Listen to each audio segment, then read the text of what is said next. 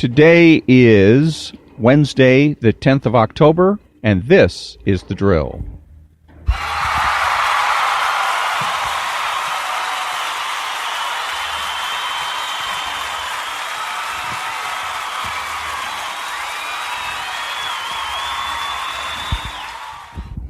And thank you very much. This is Ron, your host, the only true conservative in the United States of America, because I'm the only one that makes the presumption for the status quo. Today, from the Ayn Rand Lexicon, today's word of the day is civilization. Civilization is the progress toward a society of privacy. The savage's whole existence is public, ruled by the laws of his tribe. Civilization is the process of setting man free from men.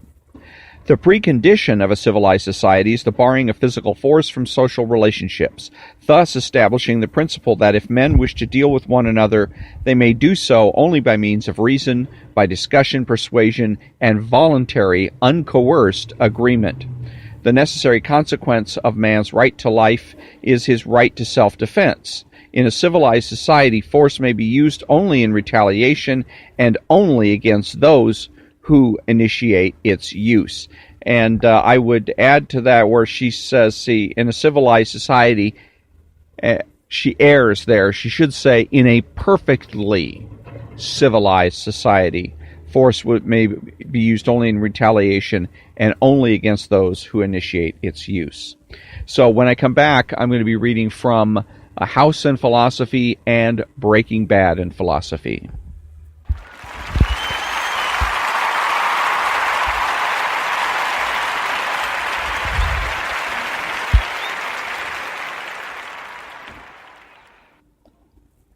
And thank you very much. Welcome back. And House in Philosophy, Everybody Lies. And these are the series of books that basically match up in philosophical principles with popular television shows. And in this particular case, the show is House. And when we left this, we were dealing with Nietzsche and how Nietzsche's principles and the show House kind of dovetailed. This section is called Inheriting the Earth.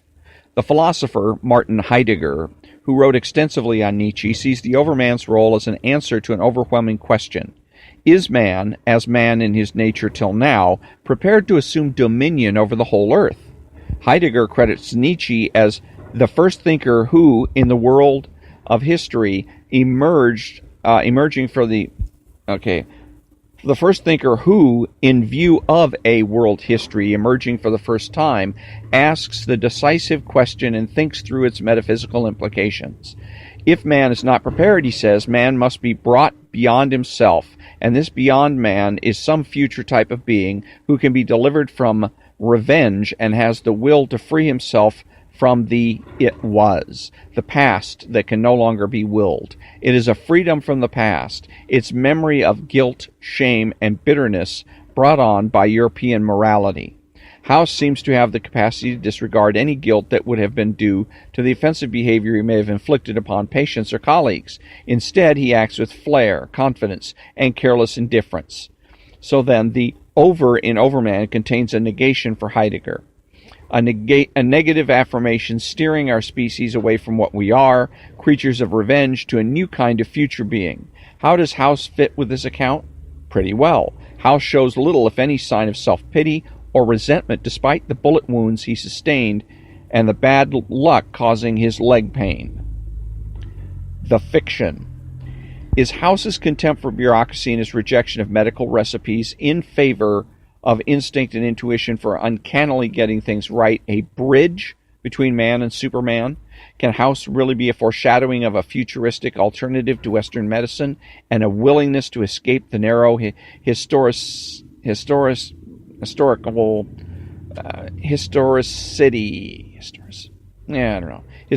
of the white-coated doctor's image?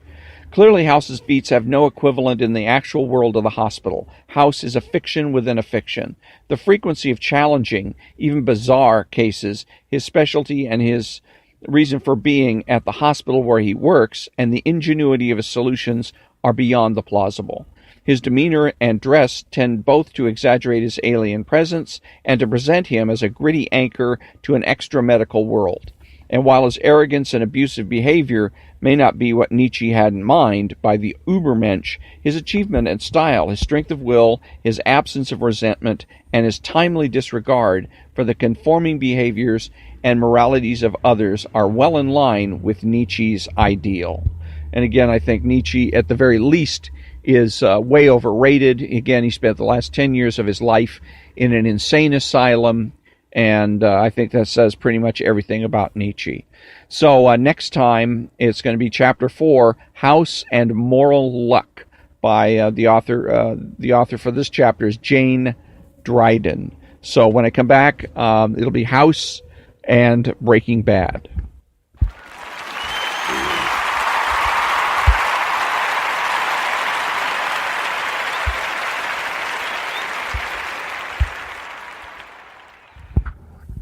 Okay, thank you very much. Welcome back. This is the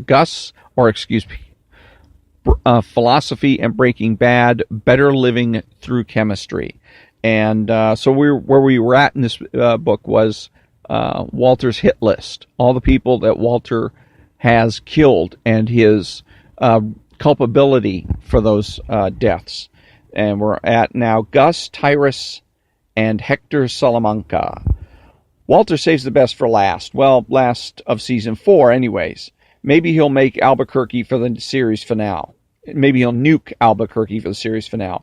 The trifecta of deaths at the end of season 4 seems to accomplish a number of things, eliminating Walt's biggest threats, settling a couple of outstanding grudges, and paving the way for Walt's dominating the local meth market once and for all.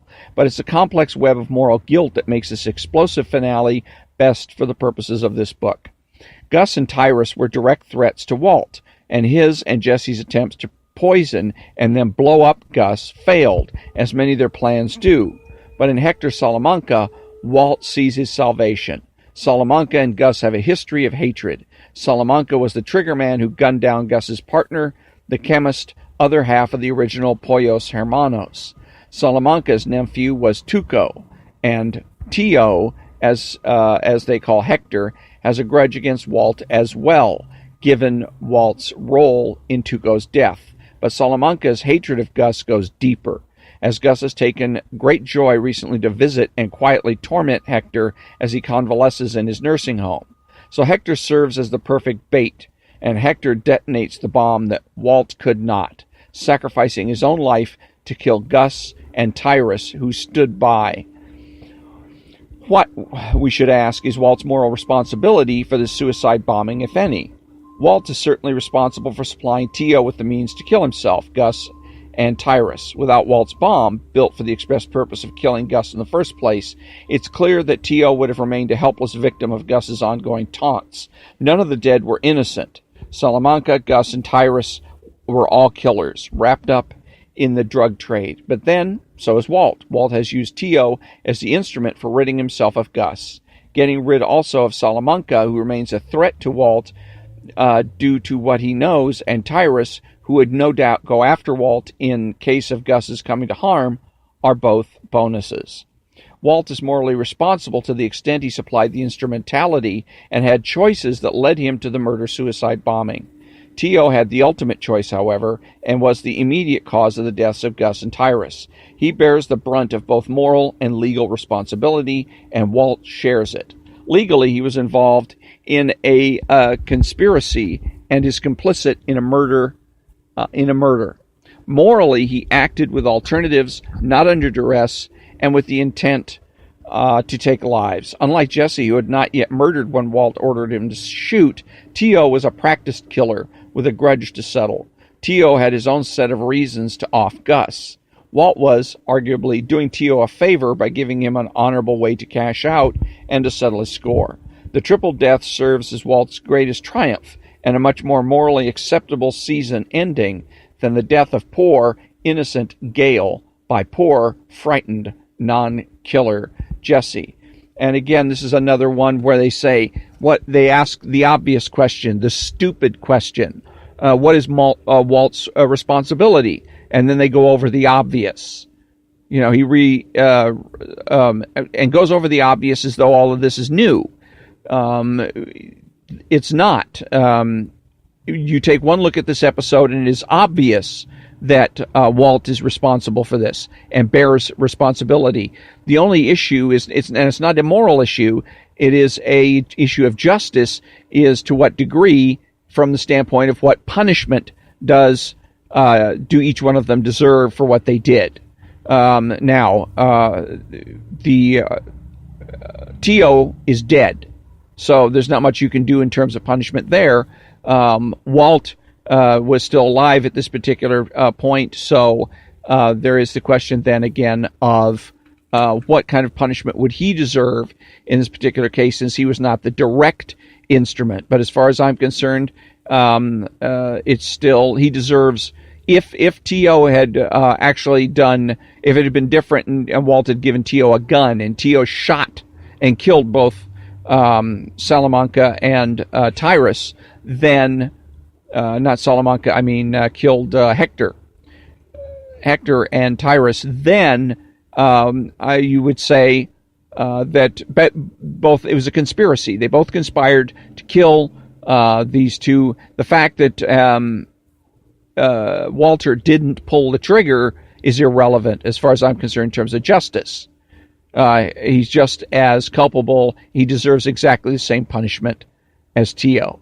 And again, I say this, that it's obvious. It's from the evidence of our senses. We know what he wanted to do. He didn't give the guy a gun and say, well, here, defend yourself, and then T.O. goes ahead and uses it to kill people, to commit murder. That's a different story. He gives T.O. a gun, a weapon, a bomb, in orders expressly to commit murder, period. So there's obviously no issue here in terms of what each one of them deserves. They deserve the same fate. So, and eventually both of them get it. So the next time when we come back to this book, it'll be there's a section called Collateral Damage. But when I come back, I'll be reading from the New York City Cab Driver's Joke Book.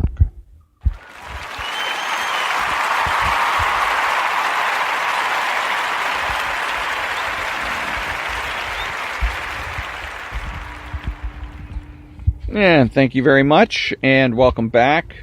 The, let's see, New York City Cab Driver's Joke Book. Jim Peach, a real New York City cabbie, has heard them all, from business people, unemployed laborers, Wall Street lawyers, prostitutes, writers, tourists, drug dealers, and lovers, all from the backseat of his cab as he makes his way around New York City.